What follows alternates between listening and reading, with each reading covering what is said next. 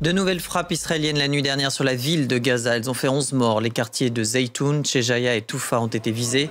L'enclave palestinienne où l'aide humanitaire peine à être livrée. Dans une lettre, plus de 100 ONG dénoncent une nouvelle loi de l'État hébreu les empêchant d'intervenir. Sophie Samaï.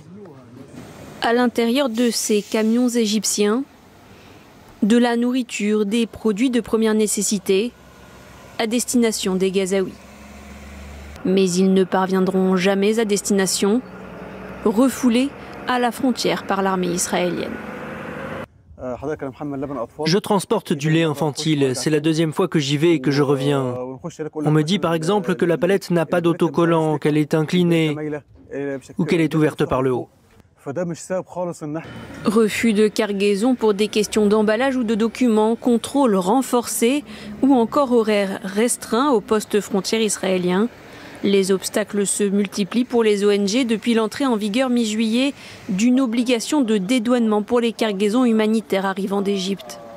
Une militarisation de l'aide à Gaza vivement dénoncée par plus de 100 ONG dans un communiqué commun publié ce mercredi. Rien qu'en juillet, plus de 60 demandes ont été rejetées sous ce prétexte.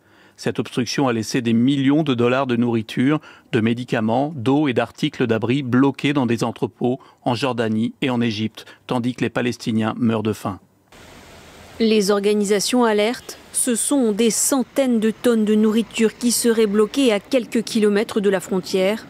Des denrées qui suffiraient à couvrir des millions de repas alors que la famine atteint un niveau dramatique selon l'OMS et l'UNICEF.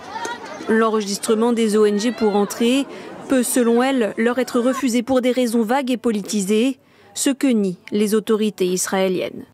Le prétendu retard dans l'entrée de l'aide ne se produit que lorsque les organisations choisissent de ne pas satisfaire aux exigences de sécurité de base destinées à empêcher l'implication du Hamas. Selon Israël, 300 camions d'aide humanitaire sont entrés quotidiennement à Gaza ces dernières semaines via des organisations conformes au nouveau système.